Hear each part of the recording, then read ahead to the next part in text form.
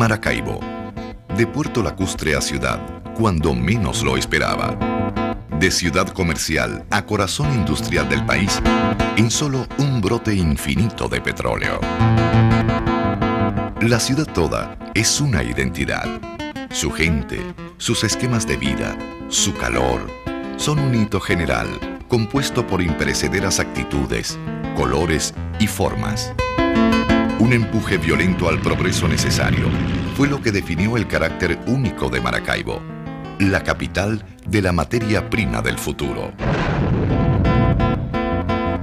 Al momento de los inicios de la explotación petrolera, ya no eran solo los grandes almacenes y casas de comercio alemanas las forjadoras del esquema económico y social de principios de siglo.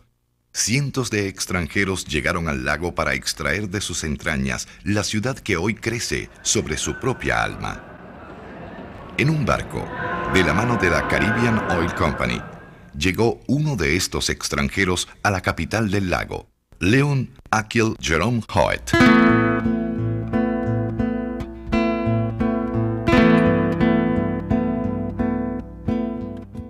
El más maracucho de los belgas. En 1907, la Escuela de Puentes y Carreteras de la ciudad de Brujas otorga el título de agrimensor a un joven de apenas 16 años, nacido el 10 de septiembre de 1891 en Lichtervelde, un pequeño pueblo de la provincia de Flandes Occidentales, en Bélgica. 7 años más tarde, en 1914, las tropas alemanas, tras un cínico ultimátum, invaden el territorio belga, un trágico 2 de agosto, dando inicio a 4 largos años de guerra que convertirían a un industrioso y pacífico país en un escenario de destrucción. El joven agrimensor Leon Hoet, probablemente forzado a participar en las tropas que lucharon contra los más fieros y devastadores bombardeos y ataques de la Primera Guerra Mundial, emigró a los Estados Unidos, alejándose de las contingencias de la batalla. En ese país, es contratado por la Caribbean Oil Company, que arraigó su producción en Venezuela a principios de siglo, conducto por el cual Hoet llega a Menegrande a trabajar como ingeniero constructor en 1919. 8 años más tarde, Hoet deja las petroleras y contrae matrimonio con una hermosa mujer que conocería en uno de sus innumerables viajes a lomo de mula por las tierras andinas y del sur del lago. Doña Eudocia Linares Guerra, joven trujillana, a quien durante toda la vida demostró un inmenso amor y dedicación, que luego extendería a su naciente familia. El sitio era ventilado y fresco. Todo fue cubierto con vegetación que formaba un verdadero parque. El Nido del Águila, una hermosa y espaciosa casa construida por Hoet para su familia. Era un pequeño paraíso con amplias habitaciones y una hermosa vista donde tenía un taller de trabajo y daba albergue a sus amigos y apoderados. Hoet mantenía en su registro personal el más mínimo detalle de su vida y sus acciones, dejando constancia para sí y para el futuro de todos sus trabajos, ganancias, inversiones y bienes, llegando al punto de guardar copias de las cartas que él mismo remitía, incluso aquellas que intercambiaba con su hermano Jerome, quien más tarde fuera cónsul de Venezuela en Bélgica y con quien mantenía estrecho contacto familiar y comercial. Como hago ocasionalmente, esta es una lista aproximada de mis bienes, con su valor calculado de acuerdo a la situación de crisis que prevalece actualmente. Esta lista es para mi uso personal, para tener una idea aproximada de mi posición financiera y para no perder de vista mis intereses aquí y en el exterior. Se trata de mis bienes materiales, porque mis mayores bienes son mi esposa, María Eudocia Linares de Hoet, hoy de 30 años, y mis 2 hijas, Edmé Teresa Hoet, de 7 años y medio, y Leonie Emperatriz Hoet, que acaba de cumplir 1 año de edad. Y él llegó a escribir en su libro que él la veneraba. Yo venero mi esposa, así decía él. Y papá no solamente fue un padre para nosotros, sino que él llegó a ser como tenía una familia bien organizada, él era apoyo. Muchas personas de los Andes mandaron hijos que venían a estudiar acá. En mi casa, yo recuerdo, bueno, cuando yo nací, no digo que lo recuerde, pero había un médico que estaba allí, que se estaba mandando, que me atendió. A la sombra benefactora del régimen. El 7 de junio de 1926 llega a la presidencia de la entidad federal del Zulia el general Vicencio Pérez Soto.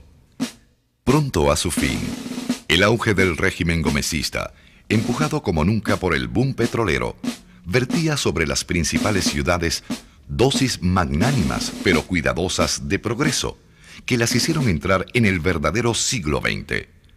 Grandes obras y transformaciones urbanas comenzaban a necesitarse en Maracaibo.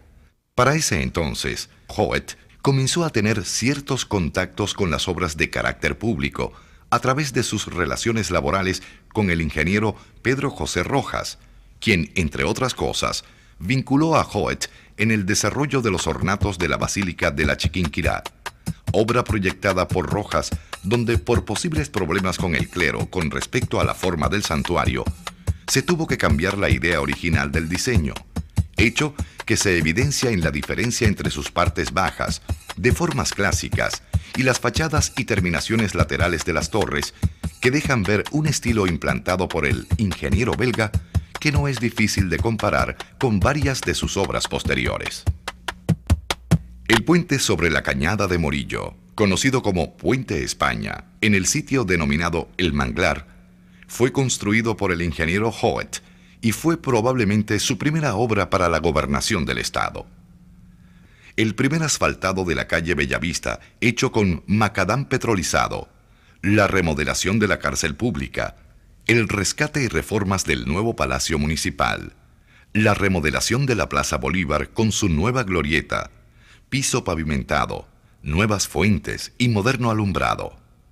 Estas obras, con su revestida importancia, dieron inicio a la larga lista de legados que como ingeniero del Estado levantaría Joet en un lapso increíble de 9 años, ya como profesional venezolano, una vez certificado su título con el número 170 del Colegio de Ingenieros de Venezuela. Y él tuvo el cuidado de ajustarse a la ley, de manera que de aquí se fue a Caracas a revalidar su título. Y él estaba muy orgulloso. Y mi madre, según he oído a través de mis hermanas, siempre le insistieron que no dejara que otros firmaran por él, que era lo que le proponían. Yo consigo una obra, decía un ingeniero venezolano, tú la haces y yo la firmo. Pero mi hermana era muy orgullosa en eso, y a pesar de que eso le hubiera dado más dinero, más patrimonio a la familia, insistió muchísimo en que él revalidara su título. Así lo hizo, y de manera pues que él hizo las obras ajustado a la ley venezolana, cosa que no era fácil en aquel tiempo al ir a Caracas y los días que eso tomaba, pero le permitió que no hubiera una falla en un ejercicio ilegal. Creo que nunca estuvo tan bien escrita esa frase de por sus obras lo conoceréis. Y efectivamente, a través de las obras yo vine conociendo a mi padre, y a través de lo que él hizo como ingeniero fui poco a poco penetrando en una obra más profunda, porque él mismo redactaba sus contratos, él mismo redactaba las obras que iba a realizar en el papel, en el dibujo, en la gráfica y hasta en los juegos de Mecano, y cosa que yo disfruté muchísimo, porque yo heredé esas cajas de Mecano, ya mis hermanos eran mayores y no jugaban con ellos, que es como el Lego moderno. Y a través de ese Mecano yo hacía mis edificios, mis carritos, y eso era en aquel entonces una forma de crear la estructura metálica con la cual él iba a desarrollar posteriormente sus obras. Con la responsabilidad urbana de levantar una ciudad colmada de necesidades de servicios, aptos para su vertiginoso desarrollo, Joet comienza de la mano del Estado la construcción de obras de carácter social. El matadero público, que respondiendo a necesidades sanitarias y de capacidad de producción, se construyó al final de Bellavista, era Una moderna y bien proyectada instalación dotada de todos los componentes, espacios y servicios necesarios para satisfacer la demanda de beneficio vacuno y porcino de la ciudad. Este sector de Bella Vista concentró importantes obras desarrolladas total o parcialmente por Howitt. A pocos metros del matadero, el manicomio del Zulia, edificado a principios de siglo, requería serias reparaciones, que fueron llevadas a cabo en el año 29 bajo la dirección del ingeniero Howitt, quien remodeló la fachada del entonces Hospital Psiquiátrico del Zulia, redefinida de nuevo 10 años más tarde. Otra de las mayores contribuciones urbanas de Leon Howitt, que se encuentra en esta área y fue construida en el mismo año, es la Plaza del Buen Maestro. Los hidroaviones norteamericanos y posteriormente los Clippers de carga y pasajeros, cuya pista se extendía hasta Capitán Chico, aterrizaban en las inmediaciones de esta plaza, que aprovechaba el paisaje del lago y el verdor de sus orillas para convertirse en un inigualable lugar de recreación. Fue construido este nuevo parque al final de la carretera Bellavista, con un perímetro de 1.500 metros cuadrados, y se dotó de alumbrado especial, cónsono con la importancia de la obra. En el centro se levantó un kiosco de líneas modernas destinado para vender refrescos y cuyos réditos serán divididos en 2 premios en numerario que en sí mismo impliquen una mención de honor para el maestro o maestra de escuela maravinos que cada año alfabeticen mayor número de niños. Así reza la memoria del Ministerio de Obras Públicas de 1930, explicando el origen del nombre de esta plaza. En esta misma zona, el ingeniero Howitt intentó un gran experimento, construyendo una inmensa y profunda olla en busca de la vena de agua para recopilar el líquido que beneficiaría a esa gran parte de la sedienta ciudad. La hollada que está en la avenida Bellavista, al final, hay un hueco muy grande donde está un colegio de monjas. Y él pensó que a través de esa hollada, a través de ese hueco profundo, él podría conseguir agua, que era muy necesaria para aquellos tiempos porque el agua en Maracaibo era salobre. Hoy, la hollada descansa bajo la sombra de un establecimiento educativo que se interna en los bordes de este embudo, quizá la primera estructura de servicios hidrológicos de Maracaibo. Para la época, y entre otros trabajos, Howitt proyecta y construye el dispensario profiláctico, que posteriormente fue remodelado para convertirse en Cruz Roja, y desde 1944 hasta hoy es sede de un hospital de los seguros sociales. También en estos años restaura la casa de Rafael Urdaneta, convirtiendo sus ruinas en el Instituto Antituberculoso, que más tarde, y tras varias remodelaciones, se convertiría, ya no de la mano de Howitt, en el actual Museo Urdaneta. Este edificio es adjunto a una obra que, iniciada en el mismo año y en la época más prolífica e importante de su obra, continúa en pie y funcionando para sus fines. En este proyecto se desbordan las influencias europeas y el estilo particular de diseño y construcción de Leon Howitt. El Instituto Pro Infancia nace de la unión de varias entidades ocupadas de la infancia pobre y abandonada. El proyecto de Howitt consiste en sus orígenes de 5 edificios y una capilla, Santa Teresa de Jesús, o de Santa Teresita, como se le conoce hasta hoy. Los constantes esquineros almohadillados y cualidades formales, semejantes a grandes obras de su Bélgica natal, definían en esta capilla un mayor compromiso artístico por parte de Howitt. Su planta en forma de cruz latina y su estructura a la vez decorativa sostienen una curiosa formación octogonal con concentrados ornamentos que posan una cruz en lo más alto del templo. Su interior, paradójicamente sereno, debido a la densidad de los elementos formales ornamentales en un reducido espacio, se ilumina por coloridas ventanas y rosetones, también octogonales, que dejan pasar directos y transformados rayos de luz hacia el nicho del altar. La fachada, exageradamente alta, quizá respondiendo a la necesidad de monumentalismo de la época y sus gobernantes, posa en su cúspide un enorme Cristo de bronce y una enigmática inscripción que reza: «Al divino crucificado y a Sor Teresita de Jesús, la piedad de un pecador arrepentido. Si ustedes la ven desde arriba, es una cruz, es una perfecta cruz la capilla.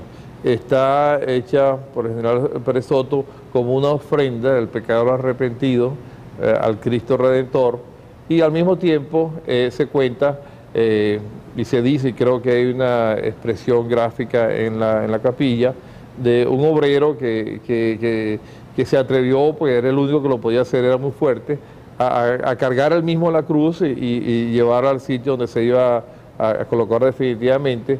Y ese esfuerzo extraordinario, pues debía ser muy fuerte realmente, le ganó la libertad.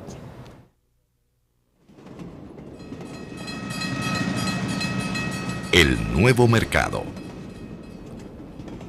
A las 2 de la madrugada del 21 de julio de 1927, se desató un violentísimo incendio en el mercado principal de Maracaibo. Y una muchedumbre acudió al sitio sin poder hacer nada más que ver cómo se volvía cenizas el antiguo mercado principal. En ese momento, se decide por la compra de una estructura metálica rápida de levantar y adaptada a las necesidades de un nuevo y moderno mercado. Es así como, tras varias licitaciones internacionales, se cierra el trato con la casa londinense Richter & Pix, que luego hace llegar al puerto de Maracaibo el más grande de los edificios de la ciudad y la mayor estructura de hierro del país. Este inmenso edificio exigía una gran pericia para su complicado montaje. Hoet es entonces el encargado de dirigir el minucioso y complejo ensamblaje de esta imponente edificación, además de proyectar y construir sus fundaciones, pisos pavimentados e instalaciones eléctricas y sanitarias. Cientos de miles de remaches, vigas, láminas y vidrios componen un elevado edificio monumentalmente simétrico, coronado por una gran cúpula que deja paso a una fresca luz al interior. Inaugurado el 9 de agosto de 1931, cumple sus funciones en un entorno que se fue transformando hasta ahogarlo. Clausurado en 1973 y abandonado por años, el hermoso edificio fue magníficamente restaurado y drásticamente transformado en el Centro de Arte de Maracaibo. Teatro Baralt, donde se derramaron los sueños. En 1928, el general Vicencio Pérez Soto, consciente de que ya no valía la pena restaurar las ruinas del viejo teatro, propone un primer proyecto de Teatro Baralt, cuya monumentalidad, superior a la de cualquier teatro del país, hace que el benemérito, celoso de conceder tanta gloria a un gobernante local o a una ciudad de provincia, impida la realización de esta obra. Un segundo proyecto basado en las condiciones económicas y de espacio, restringidas por la situación política, es asignado a Leon Hoet, quien proyecta una hermosa edificación sobre las antiguas fundaciones del demolido teatro, a fin de economizar en la construcción del restringido proyecto. Inspirándose probablemente en antecedentes edificados en Bélgica, Hoet despliega todo su individual y ecléctico pero ponderado estilo, basado en intrincadas y rítmicas formas simples que componen las magistrales líneas aparentemente simétricas del Teatro Baralt. Por eso este teatro tiene una colocación un poco diagonal, porque se utilizan las mismas bases que se establecieron aquí en el teatro anterior. Pero él tomó el teatro y él hizo la estructura, y él importó el acero, y él trajo los vidrios, y él hizo el diseño, y él terminó haciendo los pequeños detalles que mucha gente no conoce. Ninguna de las ventanas que da hacia la calle, ¿cómo se llama esta calle? Padilla, la que queda de este lado, que da hacia el Palacio de las Águilas, ninguna de esas ventanas son iguales, porque él usaba la simetría griega. Cuando uno ve el Partenón, ninguna de las columnas son iguales, de manera que si uno lo ve de un ángulo lateral, uno lo ve totalmente igual. ¿Y por qué son simétricas? Porque son asimétricas. Y lo mismo son con estas ventanas. Entonces él tenía el sentido del arte, él tenía el sentido de la construcción, y al mismo tiempo él tenía el concepto técnico de lo que era la ingeniería. En compás con la impresionante calidad formal y espacial de la obra, surgió una necesidad seguramente propuesta por Hoet de ornamentar los detalles y el plafón del interior del teatro, para lo cual se asigna al pintor maravino Antonio Angulo la decoración de los casi 600 metros cuadrados del techo y los muchos detalles que reclamaban el color que complementara los hermosos ritmos formales del edificio. Una vez decidido el diseño de genuina tendencia Art Deco, Angulo pintó sobre cientos de paneles que fueron ensamblados en lo alto por 2 trapecistas de un circo que actuaba en ese entonces en Los Aticos. Los acróbatas, familiarizados con las alturas y supervisados por el artista, ensamblaron el hermoso plafón del Teatro Baralt. Los acabados con hojilla de oro, los detalles pintados y el gran fresco de Baralt sobre la boca escena complementan una de las más significativas manifestaciones de la arquitectura venezolana. Su fachada, con visos Art Deco en sus altas ventanas ovaladas, sus líneas rectas, almohadillados y formas características del estilo de Hoet, esconde en su parte posterior, justo detrás de las letras que titulan esta hermosa obra, un ingenuo relieve hecho por los mismos constructores del teatro, que representaba como un tosco pero invaluable homenaje el rostro de Leon Hoet.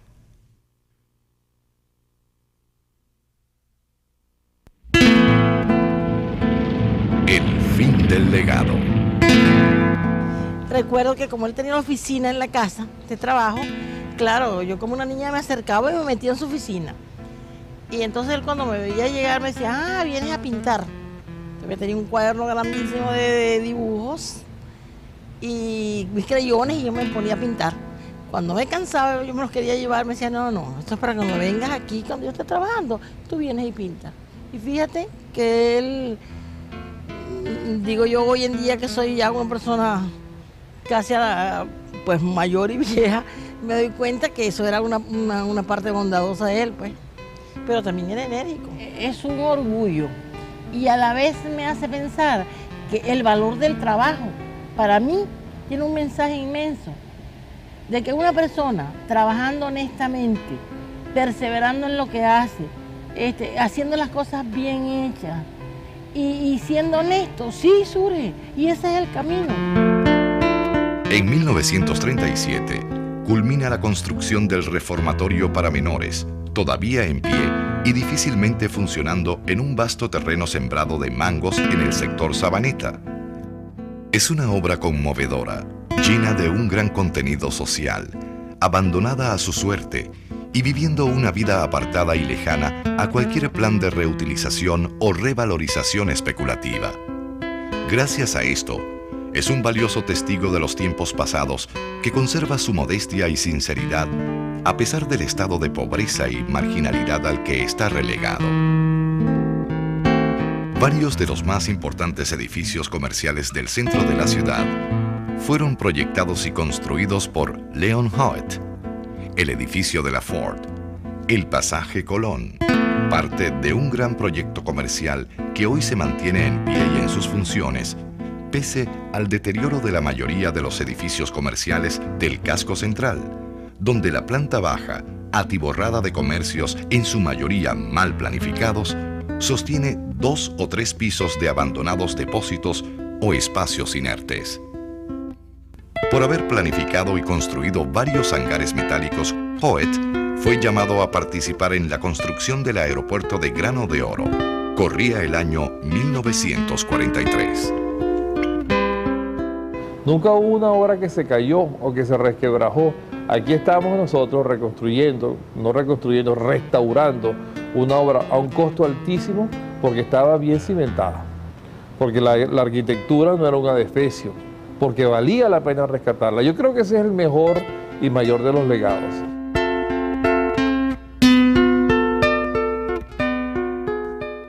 Hoet y su legado, que es la impronta misma de Maracaibo, son la mayor parte de un patrimonio gestado en una época apenas pasada, que hace aún más injustificable el abandono y el olvido. Su responsabilidad merecida de haber construido la identidad urbana de la ciudad en el lapso de unos pocos años nos convencen y nos alientan al trabajo necesario para rescatar nuestros viejos y auténticos valores y así recuperar el dorado halo de la galante ciudad lacustre en su época de esplendor. Esa que levantó gloriosa un ingeniero belga llamado Léon Achiel Jerome Hoet.